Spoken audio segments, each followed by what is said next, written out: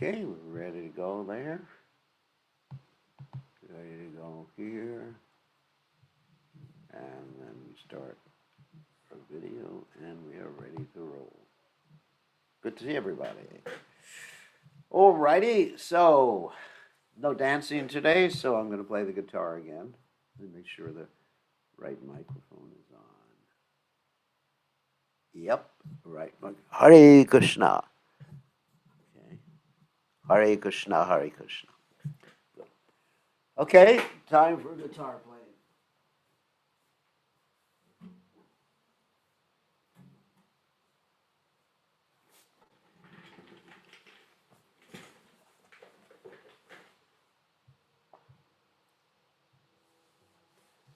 All right, Jai Radha Madhava.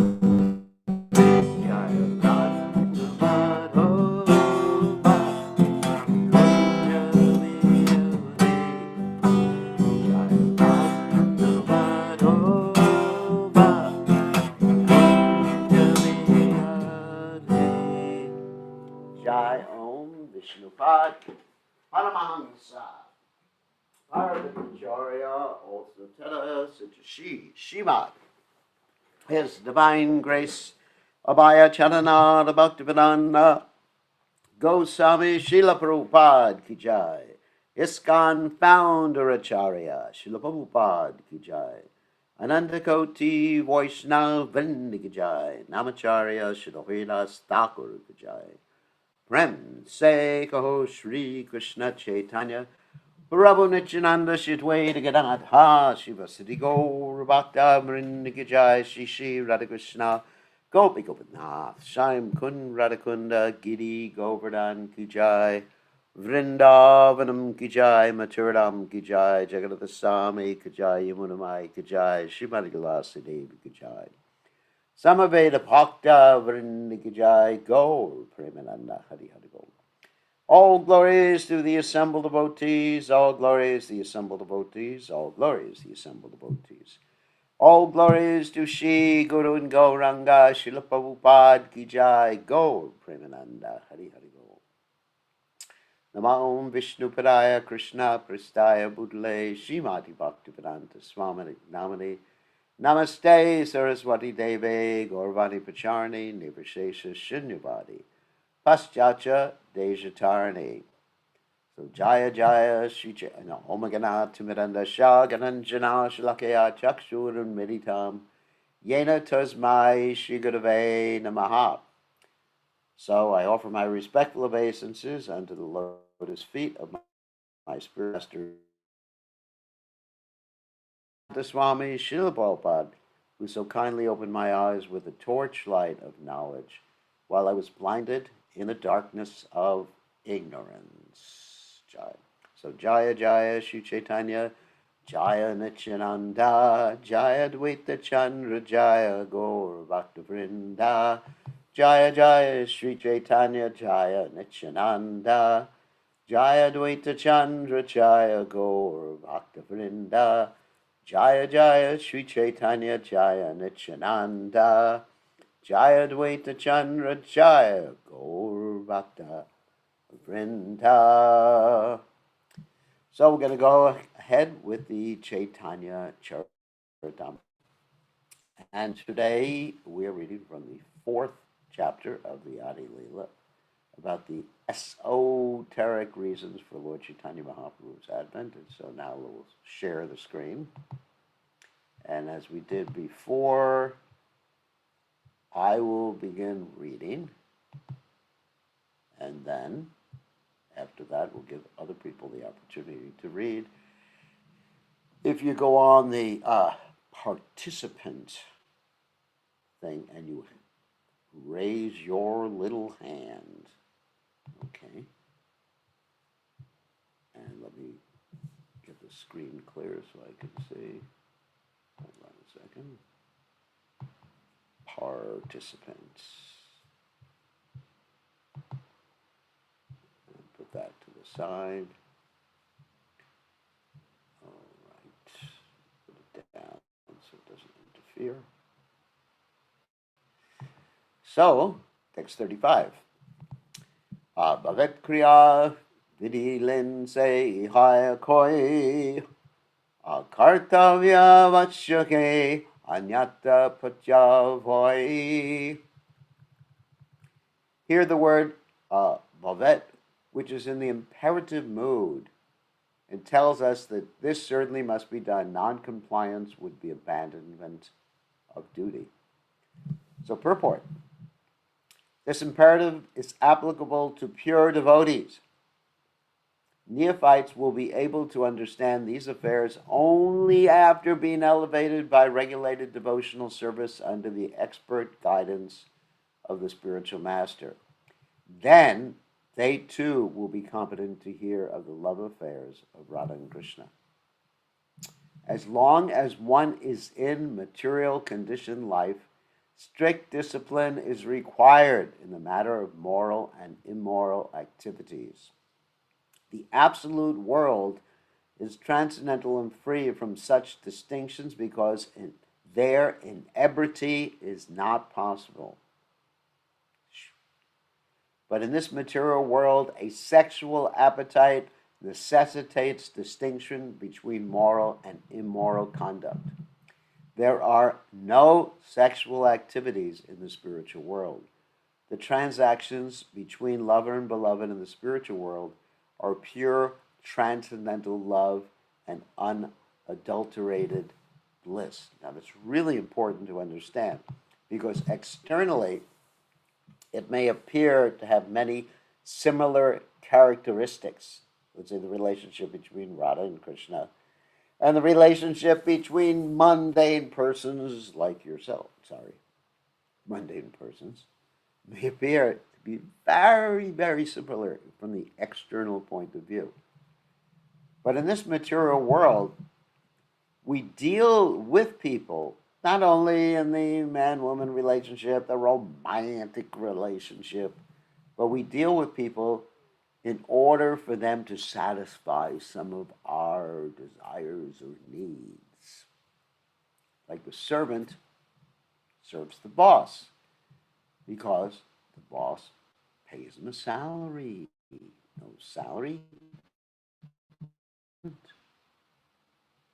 as they say in the Chinese laundry, no ticky, no shirty. What that means, that's a funny expression, that if you give in the Chinese laundry and if you don't pay your ticket, you don't get your shirt back. So anyway, it's a funny expression. So the point is, everything's based upon what you get out of a relationship. You know, man falls in love with a beautiful girl.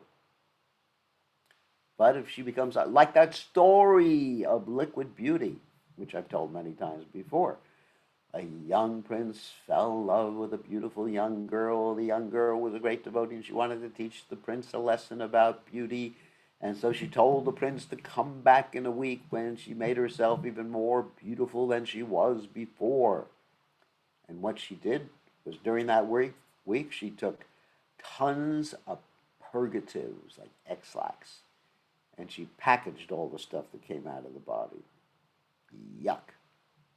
And when he came back, he didn't recognize her. He said, "What happened with your beauty?" And she said, "Look, you could come down and see the bottles of Liquid Beauty." And he was so disgusted, he ran away as fast as his little legs could carry him. It's funny, actually.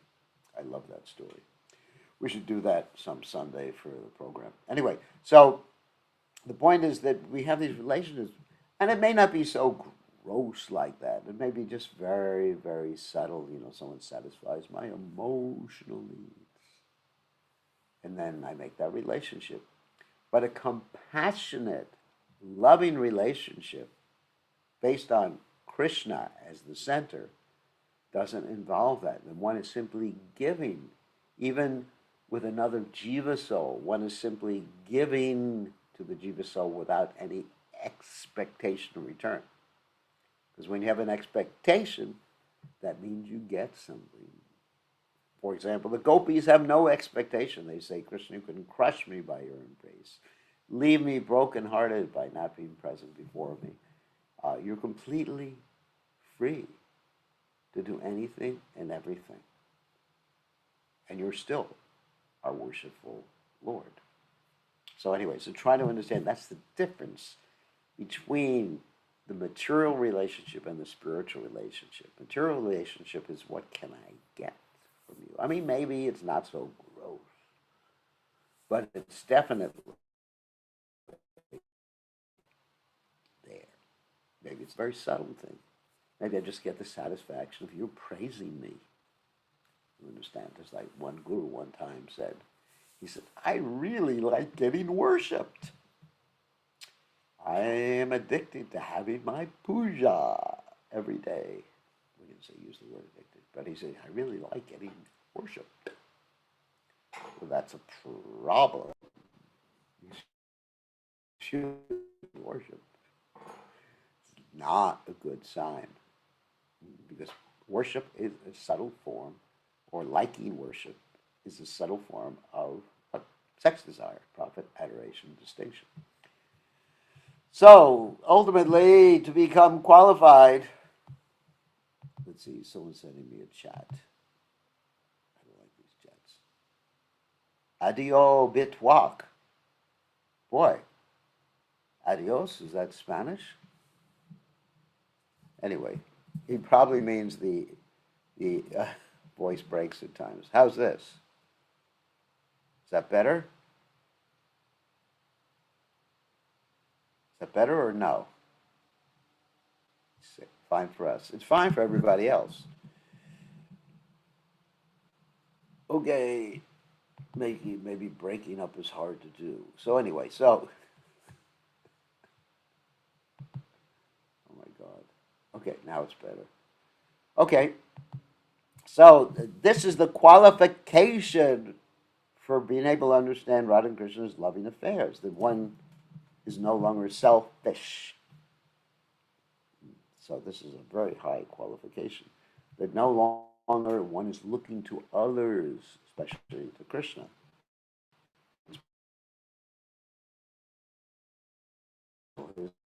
Acted by the transcendental beauty of Ras will certainly be dragged down into material attraction and thus to act in material contamination progress to the darkest regions of hellish life. Yuck. But by understanding the of Radha and Krishna, one is freed from the grip of attraction to material. Someone sending me a message again. It really, oh, so that may be an internet problem. Is that doing that for everybody? Cutting in and out? Okay, let me pull out my alternative internet.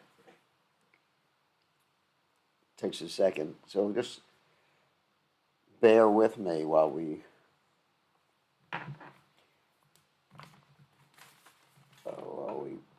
put in our alternative internet. This is a problem. Anyway, I have this alternative internet service. Oh, someone else says fine with me.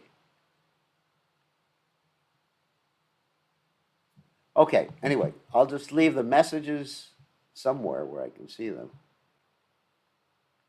Going in and out here. Okay, so let me set up my alternative internet. It'll just take 1 second.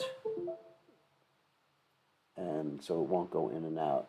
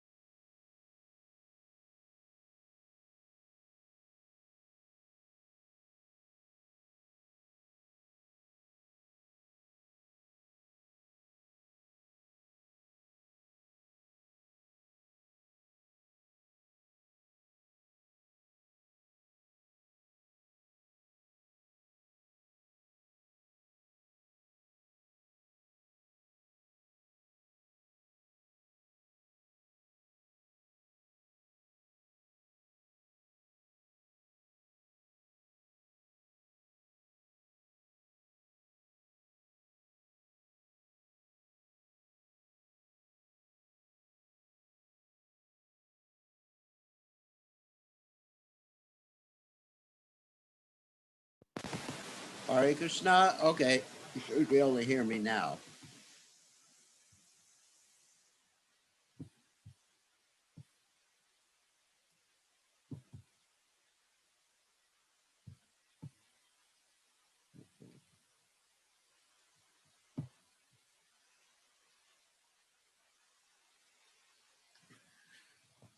Okay.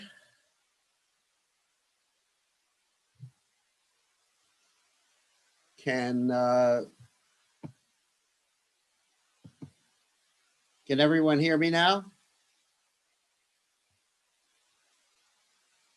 Yes, send a message. Okay, good. Okay, I'm on alternative everything right now. Oops.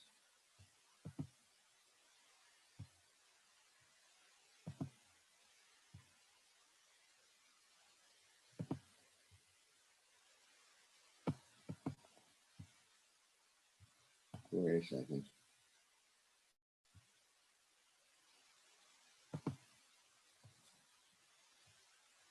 Hmm.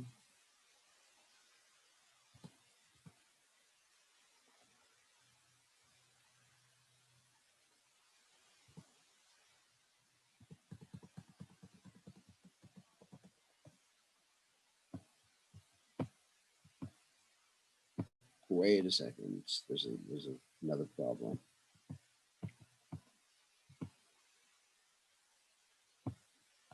We're gonna share again. Okay.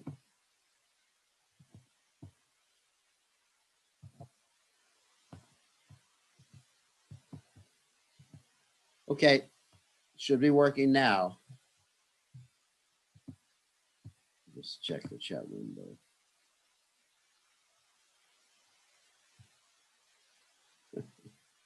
Okay. Okay, we're on alternative everything except for alternative facts. Okay, so let's go back. Sorry for all that delay. So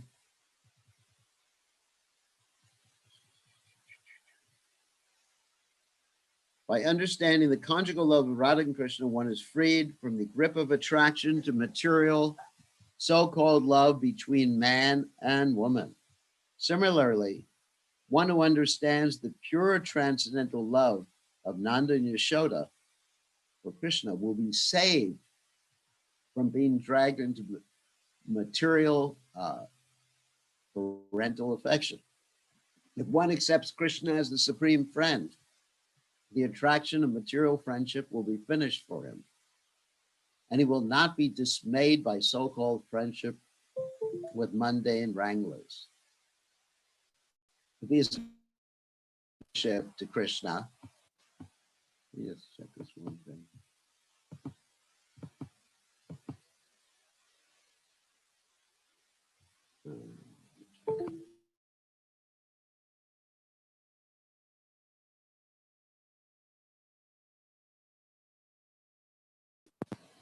If he is attracted to servitorship to Krishna, he will no longer have to serve the material body in the degraded status of material existence, with the false hope of becoming master in the future. Similarly, one who sees the greatness of Krishna in neutrality will certainly never again seek the so-called relief of impersonalist or voidist philosophy. If one is not attracted by the transcendental nature of Krishna, one is sure to be attracted to material enjoyment and thus to become implicated in the clean network of virtuous and sinful activities and to continue material existence by transmigrating from one material body to another. Only in Krishna consciousness can one achieve the highest perfection of life. So this is actually quite important. Someone may say that now, in order to not be attracted to romantic affairs in this world, I just have to read about Radha and Krishna. Well, before you're able to have the pastimes of Radha and Krishna manifest in your heart, and before you are able to enable the pastimes of Radha and Krishna to free you from sex desire, you have to appreciate the other activities of the Lord. That's why the Srimad Bhagavatam,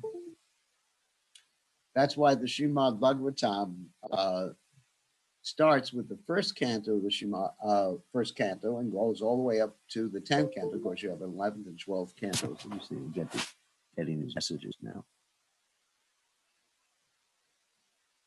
You have 11 and 12 cantos,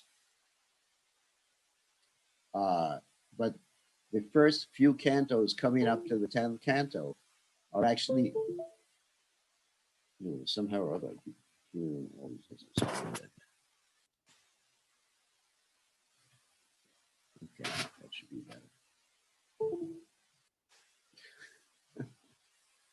today's technological challenging day. So the first the first 9 cantos are to bring one to the point of actually being able to understand the transcendental pastimes of Radha and Krishna in the spiritual world. All right, let's continue reading. It seems like everybody can hear me now, at least. All right, text 36 to 37. Evancha yaiche Krishna prakatya karana astura sanghara anusanga prayojana. E Mata Caitanya Krishna Purna Bhagavan Yuga Dharma Prabhartana Nahi Tanra Kam. Just as these desires are the fundamental reason for Krishna's appearance, whereas destroying the demons is only an incidental necessity, so for Sri Krishna Chaitanya, the Supreme Personality of Godhead, promulgating the Dharma of the age is incidental. So in other words, that's the external or exoteric reason for the Lord's advent, to propagate the Yuga Dharma, which is Krishna Nam Sankirtan. It doesn't mean it is less important. It is extremely important. However, it is an incidental occurrence because of the Lord's esoteric reasons for coming down, which is to taste the love that Radharani has for him and enjoy that particular love, to understand himself from Srimati Radharani's perspective. So now we're going to allow some other devotees to, hold on a second. We're going to allow Prangovinda to lead. Okay.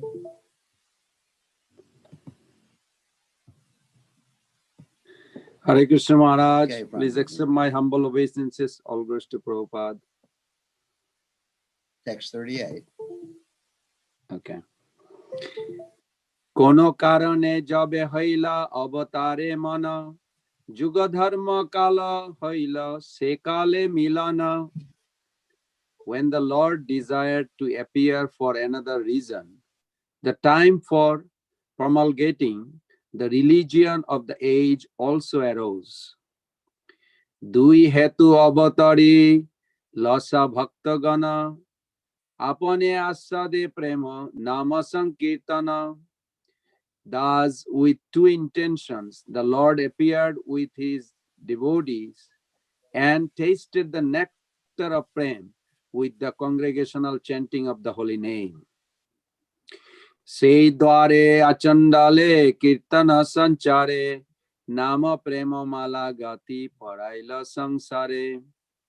Thus he spread kirtana even amongst the untouchables. He wove a wreath of the holy name and prema, with which he garlanded the entire material world. Ei mata bhakta bhava kari angikara apani achori bhakti karila prachara. In this way, assuming the sentiment of a devotee, he preached devotional service while practicing it himself. Purport. When Rupa Goswami met Lord Chaitanya Mahaprabhu at Prayag, Allahabad, he offered his respectful obeisances by submitting that Lord Chaitanya was more magnanimous than any other avatar of Krishna because he was distributing love of Krishna. His mission was to enhance love of Godhead. In the human form of life, the highest achievement is to attain the platform of love of Godhead. Lord Chaitanya did not invent a system of religion, as people sometimes assume. Religious systems are meant to show the existence of God, who is then generally approached as the cosmic order supplier. But Lord Sri Chaitanya Mahaprabhu's transcendental mission is to distribute love of Godhead to everyone. Anyone who accepts God as a supreme can take to the process of chanting Hare Krishna and become a lover of God. Therefore, Lord Chaitanya is the most magnanimous. This munificent broadcasting of devotional service is possible only for Krishna himself. Therefore, Lord Chaitanya is Krishna. In the Bhagavad Gita, Krishna has taught the philosophy of surrender to the Supreme Personality of Godhead. One who has surrendered to the Supreme can make further progress by learning to love him. Therefore, the Krishna consciousness movement propagated by Lord Chaitanya is especially meant for those who are cognizant of the presence of the Supreme Godhead, the ultimate controller of everything. His mission is to teach people how to dovetail themselves into the engagement of transcendental loving service. He is Krishna teaching his own service from the position of a devotee. The Lord's acceptance of the role of a devotee in the eternal form of Lord Sri Chaitanya Mahaprabhu is another of the Lord's wonderful features. A conditioned soul cannot reach the absolute personality of Godhead by his imperfect endeavor. And therefore, it is wonderful that Lord Sri Krishna, in the form of Lord Gauranga, has made it easy for everyone to approach him. Swarup Damodar Goswami has described Lord Chaitanya as Krishna himself with the attitude of Radharani, or a combination of Radha and Krishna. The intention of Lord Chaitanya is to taste Krishna's sweetness in transcendental love. He does not care to think of himself as Krishna because he wants the position of Radharani. We should remember this. A class of so-called devotee called Nadia Nagaris or Gaur Nagaris pretend that they have the sentiment of gopis toward Lord Chaitanya, but they do not realize that he placed himself not as the enjoyer Krishna, but as the enjoyed, the devotee of Krishna. The concoctions of unauthorized person pretending to be bona fide have not been accepted by Lord Chaitanya. Presentations such as those of the Gaur Nagaris are only disturbances to the sincere execution of the mission of Lord Chaitanya. Lord Chaitanya is undoubtedly Krishna himself, and he is always non-different from Srimati Radharani. But the emotion technically called Vipralambha Bhava, which the Lord adopted for confidential reasons, should not be disturbed in the name of service. A mundaner should not unnecessarily intrude into affair of transcendence and thereby displease the Lord. One must always be on guard against this sort of devotional anomaly. A devotee is not meant to create disturbances to Krishna. As Srila Rupa Goswami has explained, devotional service is anukullena, or favorable to Krishna. Acting unfavorably toward Krishna is not devotion. Kamsa was the enemy of Krishna. He always thought of Krishna, but he thought of him as an enemy. One should always avoid such unfavorable so-called service.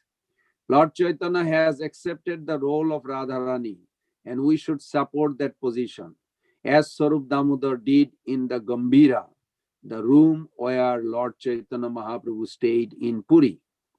He always reminded Lord Chaitanya of Radha's feeling of separation as they are described in Srimad Bhagavatam, and Lord Chaitanya appreciated his assistance.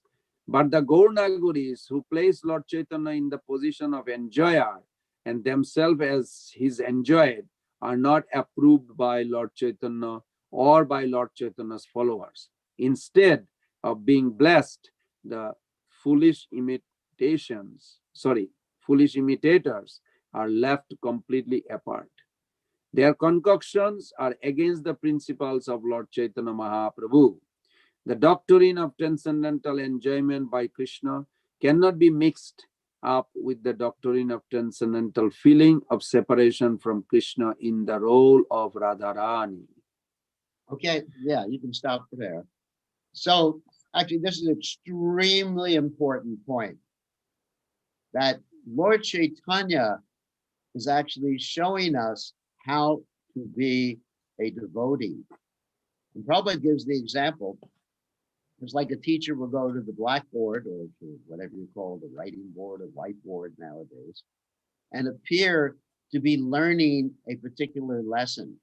Just to set an example for us, the teacher may say, how much is 1 and 1? So he's setting the example of what it means to be the enjoyed, because that is our position. We are meant to be enjoyed. Krishna is Purusha and we are Prakriti. So Krishna acts as if he was Prakriti, the enjoyed instead of the enjoyer, to teach us. Not only to teach us, but of course that's external, but for his internal reasons of enjoying the position of, of being subservient. It's interesting. So you can enjoy more, you can be happy by not trying to enjoy. You can be happier by trying to give enjoyment to Krishna.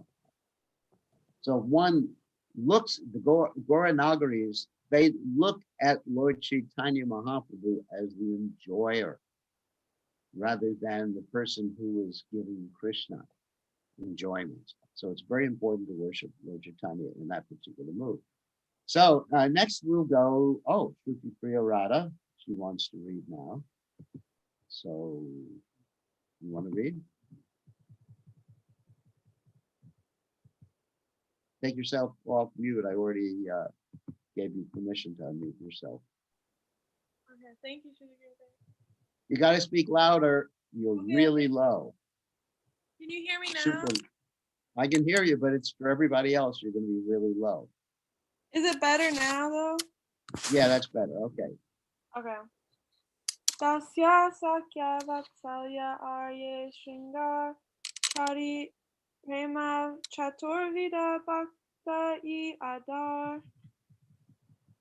4 kinds of devotees are the receptacles of the 4 kinds of mellows in love of God, namely servitude, friendship, parental affection, and conjugal love. Text 43. Nija nija bhava sabe shrestha kariman, nija bhave kare Krishna sukha ashvadan. Translation. Each kind of devotee feels that his sentiment is the most excellent, and thus, in that mood, he tastes great happiness with Lord Krishna. Text 44. Tatastha haya mane vichara yarikar sabarasa haite shingare adika madur. Translation. But if we compare the sentiments in an impartial mood, we find that the conjugal sentiment is superior to all others in sweetness. Purport. No one is higher or lower than anyone else in transcendental relationships with the Lord. For in the absolute realm, everything is equal. But although these relationships are absolute, there are also transcendental differences between them. Thus, the transcendental relationship of conjugal love is considered the highest perfection. Text 45.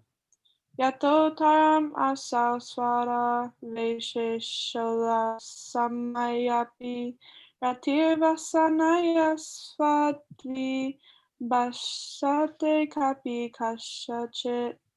Translation. Increasing love is experienced in various tastes, one above another, but that love which has the highest taste in the gradual succession of desire manifests itself in the form of conjugal love. Purport. This is a verse from Srila Rupa Goswami's Bhakti Rasamrita Sindhu 2.538. Text 46. Ataiva madura rasa kahitaranam swakiya parakiya bhave dvivida samstam. The translation. Therefore, I call it Madhurya Ras. It has 2 further divisions, namely wedded and unwedded love. Text 47. Parakiya bhave atira sera ulas, Rajavina ihara anyatra nahivas. Translation. There is a great increase of mellow in the unwedded conjugal mood. Such love is found nowhere but in Vraj. Text 48. Vrajavadu ganera eibavaniravad Taramadye Sridadaya Bhavera Avad. Translation. This mood is unbounded in the damsels of Vraj, but among them it finds its perfection in Sri Radha. Text 49. Prauda Nirmala Bhava Prema Sarvotam Krishnera Madhurya Rasa Ashvata Karan. Translation. Her pure, mature love surpasses that of all others. Her love is the cause of Lord Krishna's tasting the sweetness of the conjugal relationship. Text 50. Ataiva se bhava angikarakar sadhilena nijavancha goranga shihar. Translation. Therefore, Lord Gauranga, who is Sri Hari himself, accepted the sentiments of Radha and thus fulfilled his own desires. Should I keep reading? It's a long purport. Yeah, keep reading the purport. Okay. Purport.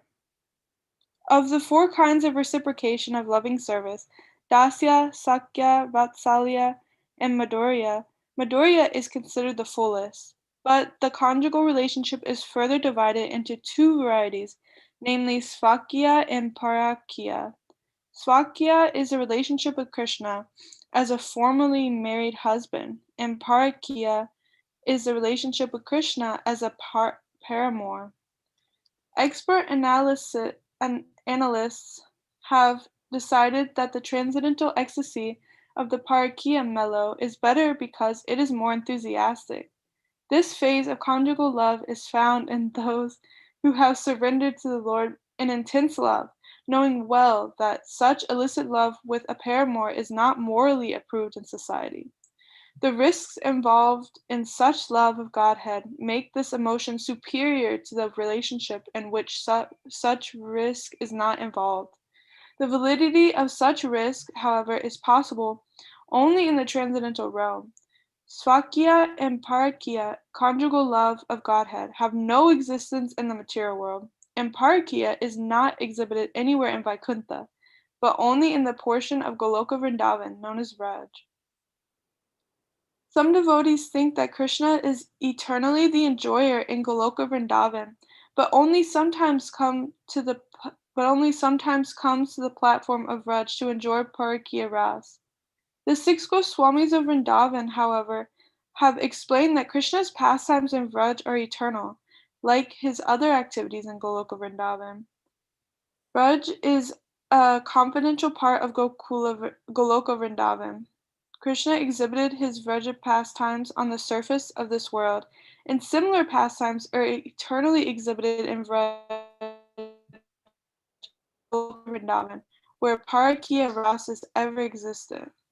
All right, let me In the explain third this. chapter of this epic, Srila Krishnadas Kaviraj has Haribol, stop, explicitly accepted the fact that stop, Krishna appears in this material stop, world at stop, the end stop. of the Dvapara age of the 28th Chatur Yuga Haribol. of Vaivasvata Manu, and brings with him his Rajadam, which is the eternal. Okay, so we just muted her because I wanted her to stop at this particular point. So I think everybody else can hear me at this point. Yeah. So I think this is very, very important. She couldn't hear for some reason or other.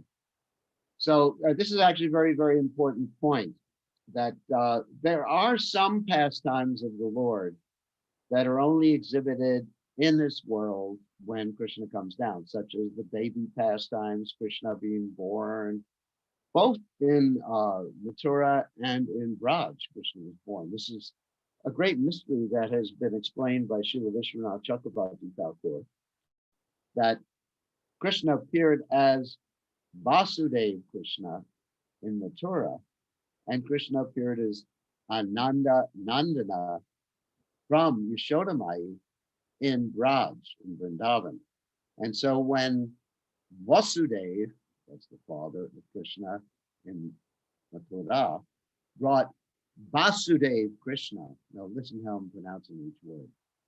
When Vasudev brought Vasudev Krishna to Braj, Vasudev Krishna entered into Rajendra Nandana, which Yashodamai had given birth to 2 children, a boy and a girl. The girl, of course, was Yogamaya. And so that particular pastime does not occur in the local Vrindavan, in the spiritual world.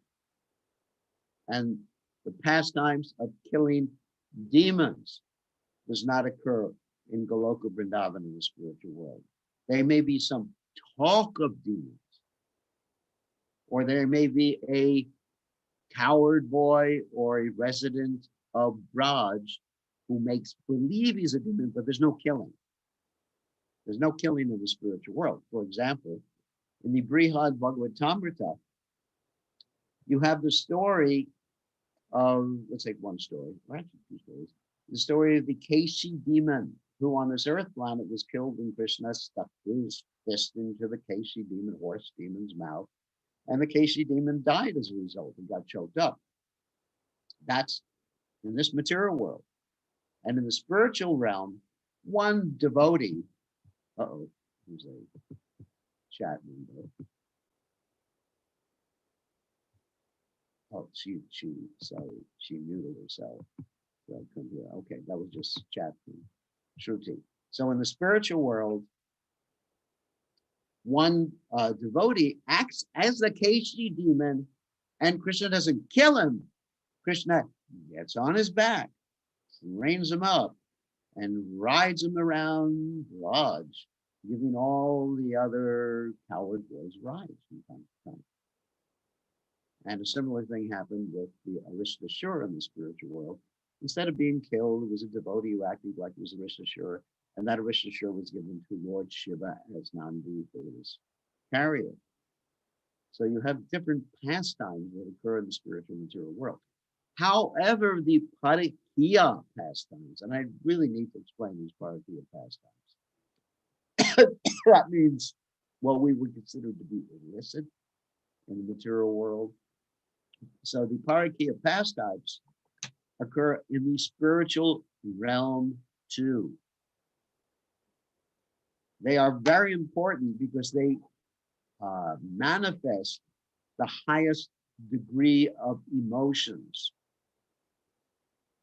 Just like in this world, if there is some, I hate to say, illicit affair going on, there's much more emotions, much more sneakiness, much more of all these things than you will find in the relationship between a husband and a wife.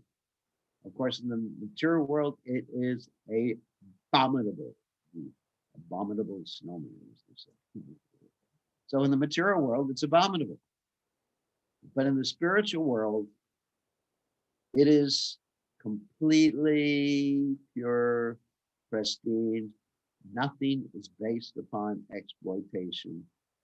And even the gopis, so-called husbands, are expansions of Krishna who never touched them. And they're gladly performing activity. Even the gopis, so-called husbands, are gladly performing the so-called activity to give pleasure to Krishna. And it creates an intensity unlike anything else. And in the spiritual world, Krishna enjoys that same intensity. So the Parakya, or the Paramour, transcendental love. That's interesting. Para means above. So this in the spiritual world, this Paramour or Parakya Bhava exists to the highest extent too. So even in the spiritual world, there are so-called impediments to the meeting of Radha and Krishna, because Krishna and Radha really enjoy to the highest extent. So these pastimes are again to reiterate, occur in the spiritual world as well as in the material world when Krishna comes down. And that's in opposition to what some people say that they only occur in the material world. But just to reiterate, there are pastimes that do only occur in the material world, such as Krishna's baby pastimes. Okay. So let's see what I use up all the time. So anyway, so we're in the middle of this particular, apparently this particular purport. Let's see how further it goes. Oh, let me just finish up this purport. So then we can take questions. I'll finish up quickly. In the third chapter of this epic, Srila Krishnadas Kaviraj Goswami has explicitly accepted the fact that Krishna appears in the material world at the end of the Dwapara Yuga at the age of the 28th Chatur Yuga of Vaivasvata Manu, and brings with him his Brajadam, which is his eternal abode of his highest pastimes. As the Lord appears by his own internal potency, so he also brings all his paraphernalia by the same internal potency without extraneous help. It is further stated here in the Caitanya Caritamrta that the Parakya sentiment exists only in that transcendental realm and nowhere else. The highest form of ecstasy can exist only in the most confidential part of the transcendental world, but by the causeless mercy of the Lord, we can have a peep into that invisible Braj. In other words, Krishna's Braj comes down to this world. Amazing. And those pastimes are going on right now in Braj. You cannot see them. They're aprakrita, they're unmanifest. However, you can feel them if you're a little sensitive. Don't think you could see them. We cannot see them. Don't try. In spite of what some people say about Seva Kunj in Braj, that every night Radha and Krishna are there, and if you put your webcam on, you'd be able to see it on Facebook Live. Not true. The transcendental mellow relished by the gopis in Braj is super excellently featured in Srimati Radharani. Mature assimilation of the transcendental humor of conjugal love is represented by Srimati Radharani, whose feelings are incomprehensible even to the Lord himself. The intensity of her loving service is the highest form of ecstasy. No one can surpass Srimati Radharani in relishing the qualities of the Lord through the supreme transcendental mellow. Therefore, the Lord himself agreed to assume the position of Radharani in the form of Lord Sri Gauranga.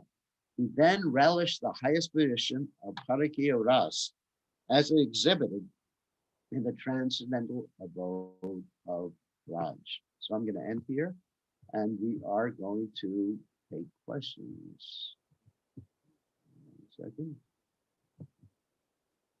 And we're going to give all of you permission to unmute. 1 second. All right, you all have permission to unmute. Sorry for the internet glitches tonight. This happens in the material world. In the spiritual world, they have no problems with internet, believe me. The internet is always high speed, always on in the spiritual world. So who has some questions? Questions, comments, problems, issues?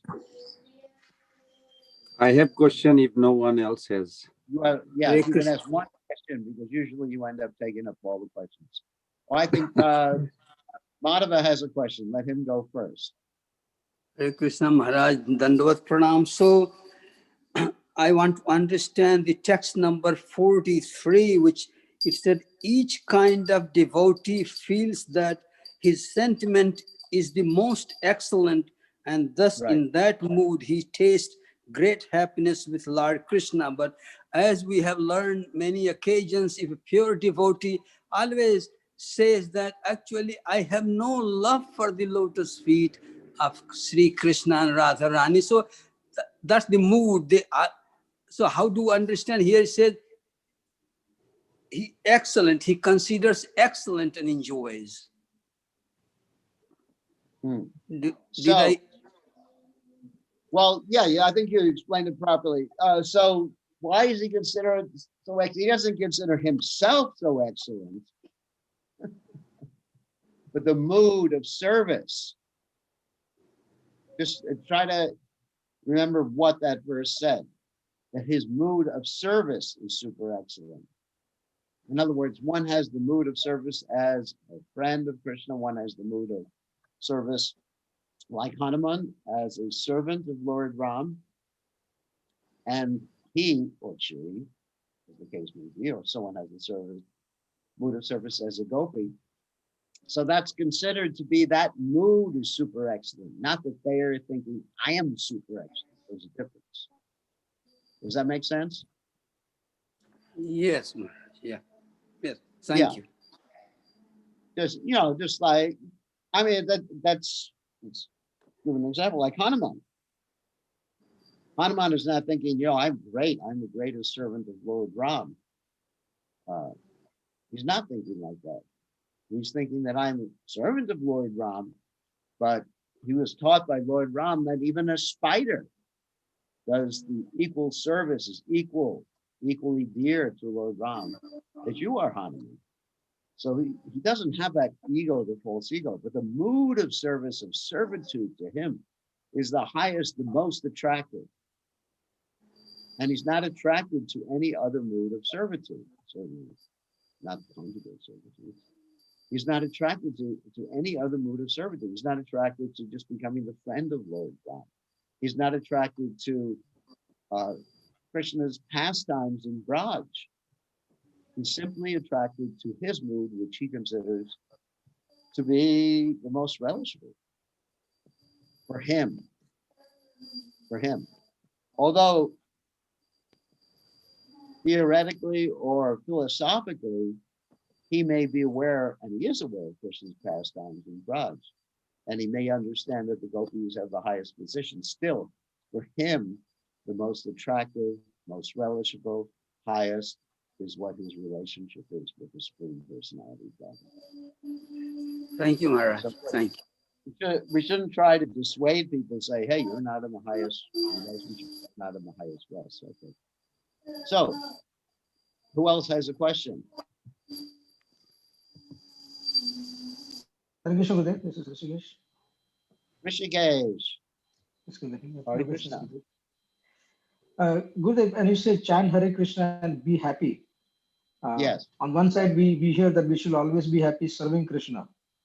So how do we understand by chanting Hare Krishna? Are we seeking pleasure by chanting? Well, are you getting pleasure by chanting? Yes. No. But it is actually selfish desire. I'm enjoying this thing, whatever, the peace or satisfaction in the world. Pranamrtaspadanam sarvatmasnapanam param vijayate Shri Krishna Caitanya Sankirtan. So Krishna is the reservoir. Prabhupada described Krishna as the reservoir of all pleasure. The word Krishna is very interesting. The acharyas have described the word Krishna or analyzed the word Krishna in several different ways. One is that Krish means to attract. Na can be understood in at least two ways. I'm just going to explain the two ways right now. One is it negates the material suffering, and even more important, Ananda. It's short for Ananda. So when you chant Krishna's name, and Krishna is the reservoir of all pleasure, then you get Ananda or bliss. So yeah, chant Hare Krishna to be happy. I mean, you haven't heard that one before? No, I mean, my question was, should I just,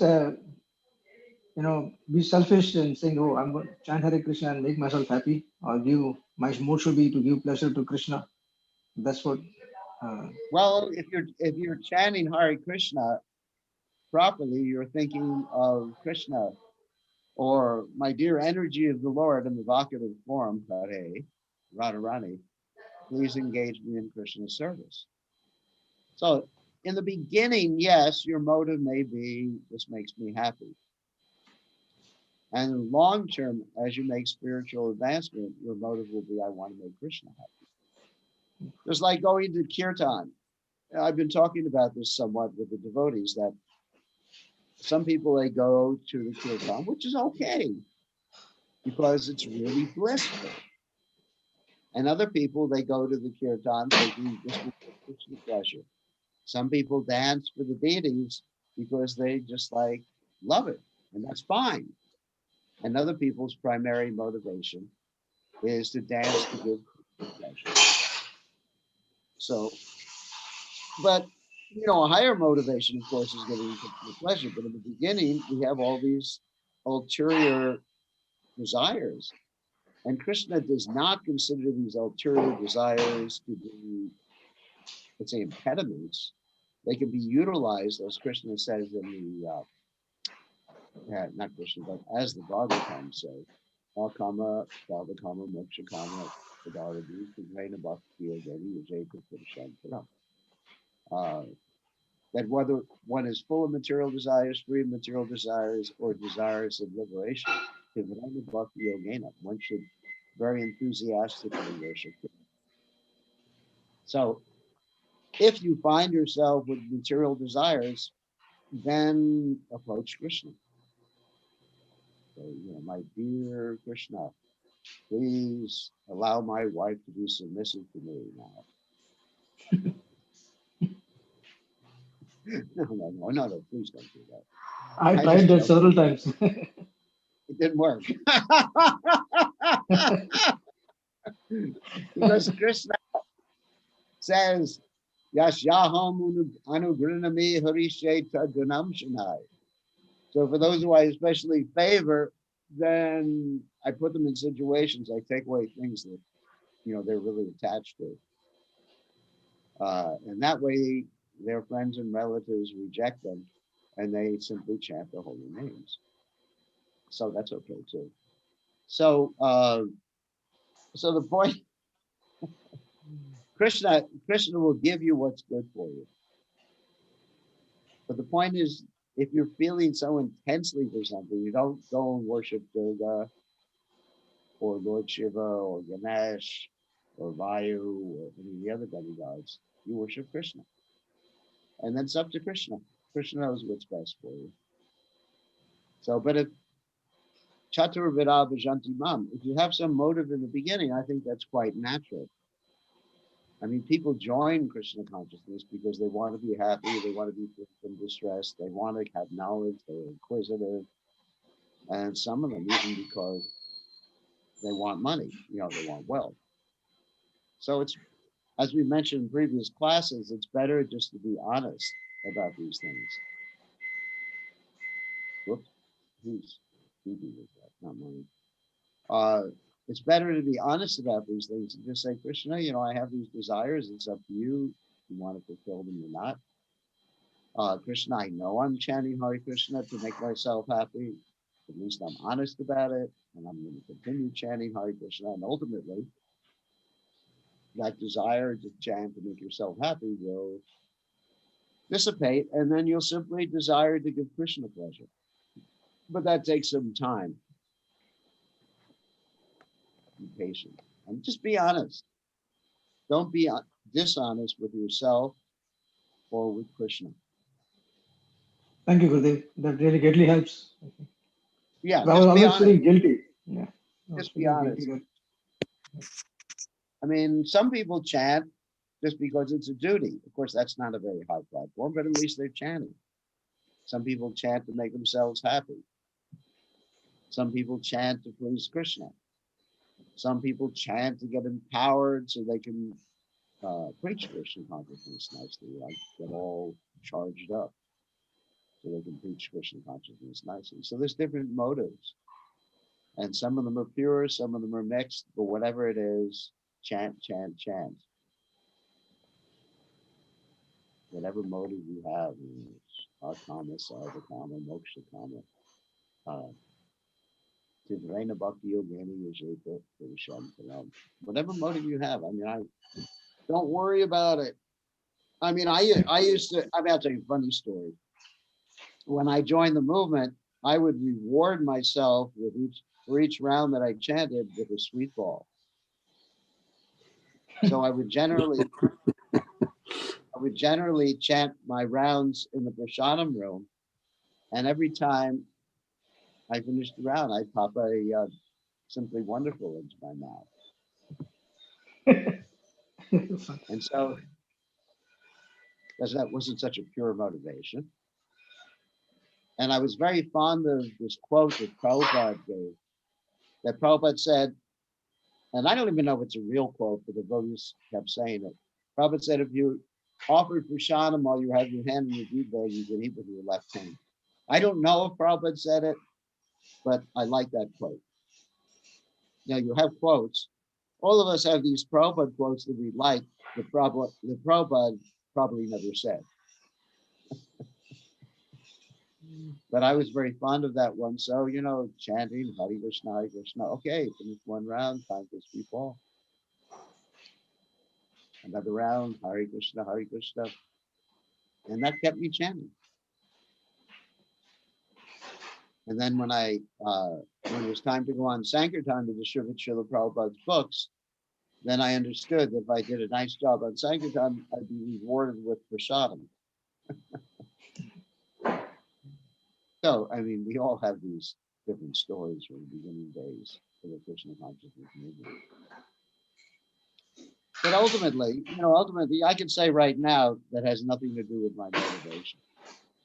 Eating prasadam has nothing to do with my motivation to be Krishna conscious. I could say, that basically right now, I'm happy if Prabhupada smiles at me and Prabhupada says, I'm pleased with you. And then, then my day is made. But, it takes some time.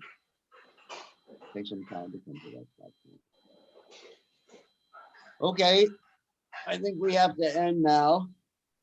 Fortunately, the internet worked to the very end. It's very clear, Gurudev. Everything is clear. This is much better connection. Gurudev, I know, Hare Krishna. because I'm using my handy dandy T-Mobile hotspot right now. Hare Krishna, Gurudev. Okay, you have a question, Adi Dave? Yeah, quick. Yeah, Dandot Pranam, Gurudev. So in Raja pastimes, at what age Radharani got married, and what was the bhava before marriage between Radha and Krishna? Because after marriage, the Bharakya bhava started. And what was before that between them? Before that, it was Parakia also. Because they weren't married, but they were still sneaking around. It's always Parakia. Okay. And at what age he got married? It doesn't only refer to if someone's married, it refers to sneaky relationships that are beyond the moral principles. And that's, just like even Krishna stealing the gopis' clothes.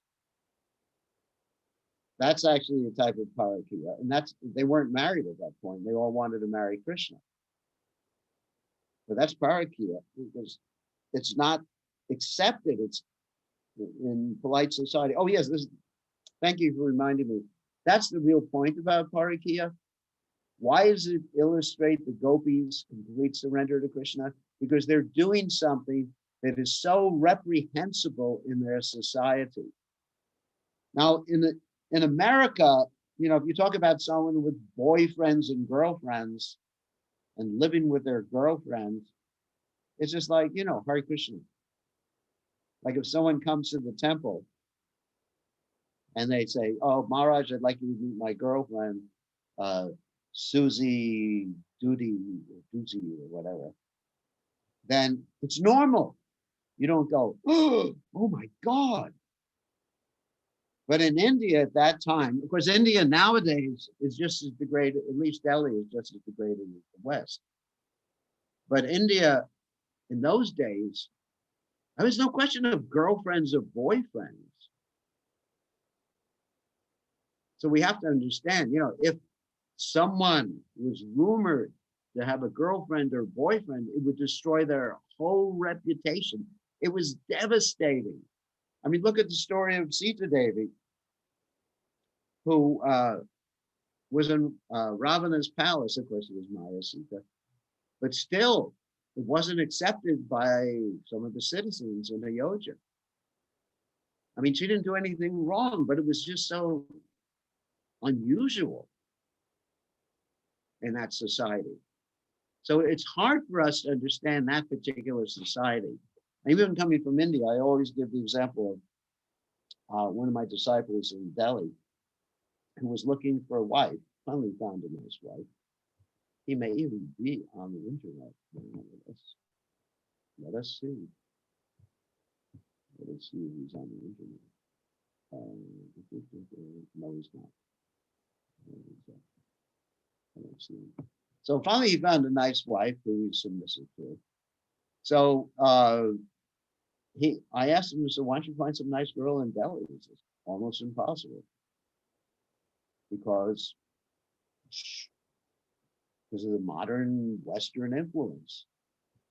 But in the Vedic society, for a girl, whether she was married or not married, to be running away, not running away, but running around with a man that she wasn't married to, was just like completely unacceptable.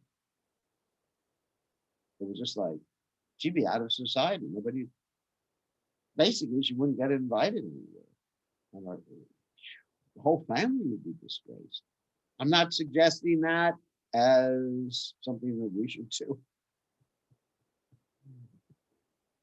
All I'm saying is that that was the scenario. So when the gopis did what they did before they got married and after they got married to Krishna, to their so-called husbands, it was still something that was complete surrender, sacrificing reputation. Like, as you know, you're from India, so reputation is so important in Indian culture. In America, it's not important. I'm not saying it should be or it shouldn't be. I'm not taking a position here. Like, for example, the president of the United States, he doesn't care about his reputation at all. Well, maybe he cares, but it's ruined anyway. So that's American culture. So that's why we say that the gopis absolutely surrendered, because they gave up what was most important in their society. Even Krishna stealing the clothes of the gopis was like that too. I mean, if that had been found out by their parents, it would have been an absolute disaster. Okay, on that happy note. Thank you, Gurudev. Thank you. Okay, on that happy note, there were many actual play marriages between Radha and Krishna too. There's one story, and many play marriages that Bantoli, where they tied the clothes of Radha and Krishna together. There's another time when Lord Brahma came down and performed a marriage between Radha and Krishna. And another point is that Krishna can never be accused of having an illicit relationship, because ultimately everything belongs to him. The gopis belong to him, we belong to him. Even when you hear of Krishna stealing butter, the butter belongs to Krishna. How can you steal something that belongs to you? So looking at it from a higher philosophical perspective, there's no question of illicit life. There's no question of Krishna stealing, because he owns it. It's Krishna's butter. It's his every right for him to take as much butter as he wants and feed it to whoever he wants to. But for the pastime's sake, it appears like he's stealing the butter. Okay, on that happy note, we'll see everybody tomorrow.